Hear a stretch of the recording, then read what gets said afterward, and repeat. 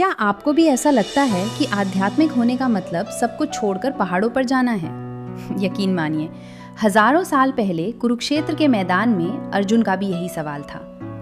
गीता का तीसरा अध्याय यानी कर्म योग हमें यही समझाता है कि असली योग कर्म से भागना नहीं है, बल्कि अपने कर्तव्यों को ईश्वर को समर्पित करना और फल की इच्छा को पीछे छोड़ देना ही असली योग है। आसान शब्दों में, सिर्फ काम करो, उसके नतीजे के गुलाम मत बनो। इस दिव्य यात्रा से जुड़ने के लिए अभी सब्सक्राइब करें और बेल आइकन दबाएं, ताकि गीता की इस यात्रा का एक भी अध्याय आपसे छूट ना जाए।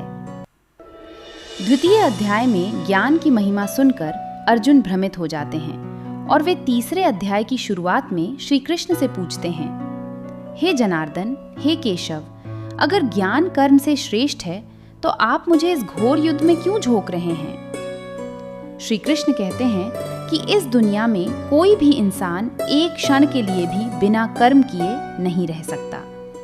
प्रकृति के गुण सत्व, रज, तम मनुष्य से कर्म करवाते ही हैं। केवल बाहर से कर्म छोड़ देना पर मन में इच्छाएं रखना, यह मिथ्याचार है। इसलिए कर्म त्याग नहीं, कर्म का शुद्धिकरण आवश्यक है। अपना नियत कर्म करो, क्योंकि कर्म न करने की अपेक्षा कर्म करना श्रेष्ठ है। काम को कर्ज समझकर करोगे तो उलझ जाओगे, उसे यज्ञ अर्थात सेवा समझकर करोगे तो निखर जाओगे। इससे हमें पता चलता है कि कर्म ही पूजा है। काम करना बुरा नहीं है, बल्कि काम करने का तरीका गलत हो सकता है। श्री कृष्ण यज्ञ का उदाहरण देते हैं। प्रकृति का एक नियम है, यहाँ कुछ भी मुफ्त नहीं है। सूरज रोशनी देता है, पेड़ ऑक्सीजन और बारिश जीवन। प्रकृति निस्वार्थ भाव से अपना काम करती है, वैसे ही हमें भी समाज के लिए अपना योगदान देना चाहिए। प्रकृति से सब लेते हो, पर क्या कभी कुछ लौटाया है? बिना यज्ञ के जो तुम भोगते हो वो सिर्फ चोर की माया है। याद रखो, अन्न से जीवन है और जीवन का आधार तुम्हारा कर्म है। खुद से पहले दूसरों का सोचना, यही असली कर्मयोग और धर्म है।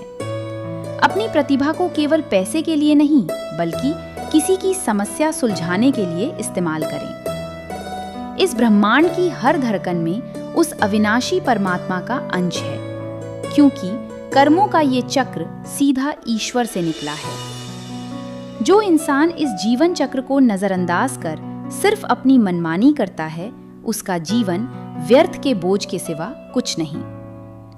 दूसरों के रास्ते पर चलकर सफलता पाने से बेहतर है कि आप अपने खुद के कर्तव्य को अधूरा ही सही पर पूरी ईमानदारी से निभाएं। काम तो करो, पर उसके फल से मत चिपको। जब आप सिर्फ नतीजे की चिंता करते हैं तो आप तनाव में आ जाते हैं।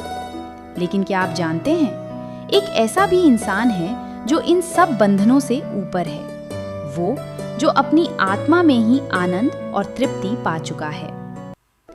ऐसे व्यक्ति के लिए दुनिया में न कुछ पाने को बचा है, न खोने का डर। उसका अब किसी से कोई स्वार्थ भरा रिश्ता नहीं रहा। सच तो ये है, जिसने खुद को पहचान लिया, उसने पूरे संसार को जीत लिया, क्योंकि असली साम्राज्य बाहर नहीं, आपके भीतर है। क्या आप अपनी खुशियों के लिए दूसरों पर निर्भर हैं, या आपको खुद में सुकून मिलता है?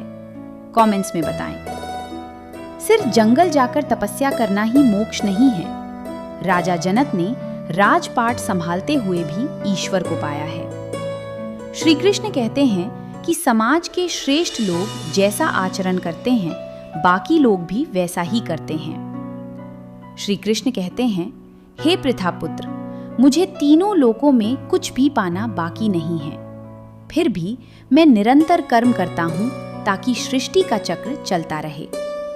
अगर आप सफल हैं तो आपकी जिम्मेदारी और बढ़ जाती है कि आप दूसरों के लिए एक सही उदाहरण पेश करें। सारे कर्म प्रकृति के गुणों सत्व, रज, तम द्वारा किए जाते हैं, लेकिन अहंकार से मोहित होकर अज्ञानी मनुष्य यह सोचने लगता है कि मैं करता हूं। श्री कृष्ण कहते हैं, लेकिन हे महाबाहो, जो परम सत्य को जानता है वह समझता है कि यह सब गुणों का खेल है। इंद्रियां अपने विषयों में लगी हुई हैं। ऐसा जानकर वह कभी कर्मों के फल में नहीं फंसता। सरल शब्दों में कहें तो ज्ञानी जानता है कि भूख शरीर को लगी है, विचार मन में आ रहे हैं। मैं इन सबसे अलग एक शुद्ध आत्मा हूं। सरल शब्दों में कहें तो ज्ञान का मतलब दूसरों को नीचा दिखाना नहीं, बल्कि अपने आचरण से उन्हें रास्ता दिखाना है। हम अक्सर कहते हैं मैंने यह किया, पर सच तो ये है कि प्रकृति हमसे करवा रही है। अहंकार वो पर्दा है जो हमें कर्ता बना देता है, जबकि हम सिर्फ एक जरिया हैं। इंद्रियां अपना काम कर रही हैं, मन अपना। जो इस खेल को समझ गया वही असल में मुक्त है। अगली बार जब मैं शब्द आए तो रुक कर सोचिए, क्या वो आप हैं या सिर्फ आपका अहंकार।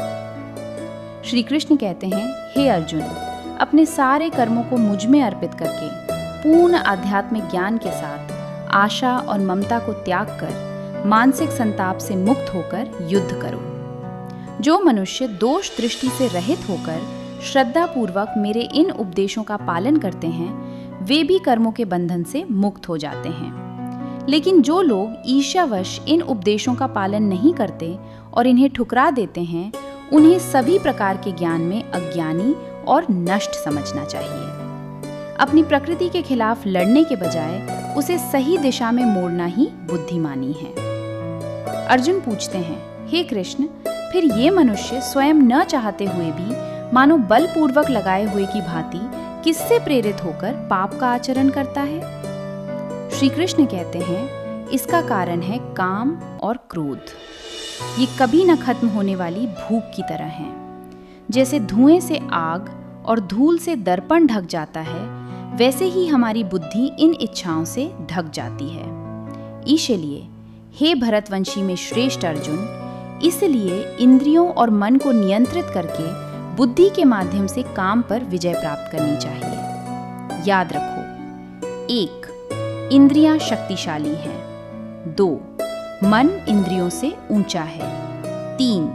बुद्धि मन से ऊंची है। और 4. आत्मा इन सब से ऊपर है। यह काम यानी अतृप्त इच्छा और उससे उत्पन्न क्रोध है। संसार की वस्तुओं का ध्यान करते करते उनमें आसक्ति पैदा होती है। आसक्ति से कामना, कामना में बाधा से क्रोध, क्रोध से मूढ़ भाव, मूढ़ भाव से स्मृति भ्रम और अंततः बुद्धि का नाश होता है। बुद्धि का नाश ही मनुष्य का सर्वनाश है। हे महाबाहो अर्जुन, इस प्रकार बुद्धि से भी परे आत्मा को जानकर और बुद्धि के द्वारा मन को वश में करके तुम इस काम रूपी दुर्जय शत्रु को मार डालो। कर्म योग हमें सिखाता है कि जीवन की सार्थकता कर्म से भागने में नहीं, बल्कि उसे एक यज्ञ की तरह निस्वार्थ भाव से जीने में है। जब हम अपने अहंकार और फल की इच्छा को त्याग देते हैं, तब हमारा साधारण से साधारण काम भी एक आध्यात्मिक साधना बन जाता है। यही वह विज्ञान है जो हमें संसार की भीड़ में रहकर भी अंदर से पूरी तरह शांत और मुक्त रहना सिखाता है। कर्म योग का अभ्यास करने वाला व्यक्ति सफलता में अहंकारी नहीं होता और असफलता में टूटता नहीं, क्योंकि उसका लक्ष्य केवल स्वधर्म का पालन है। अंततः अपने कर्तव्य को ईश्वर का कार्य समझकर करना ही वह मार्ग है जो हमें साधारण मनुष्य से महानता की ओर ले जाता है। मयि सर्वाणि कर्माणि सन्न्यस्याध्यात्म चेतसा निराशीर निर्ममो भूत्वा युध्यस्व विगतज्वरः। जब आप परिणाम को ईश्वर पर छोड़ देते हैं तो आपकी कार्य क्षमता बढ़ जाती है और तनाव पूरी तरह खत्म हो जाता है। अगर इन सूत्रों ने आज आपके जीवन को एक नई दिशा दी है तो इस वीडियो को लाइक करें और सब्सक्राइब करना ना भूलें, ताकि हम अगले अध्याय की यात्रा साथ जारी रख सकें। जय श्री कृष्ण।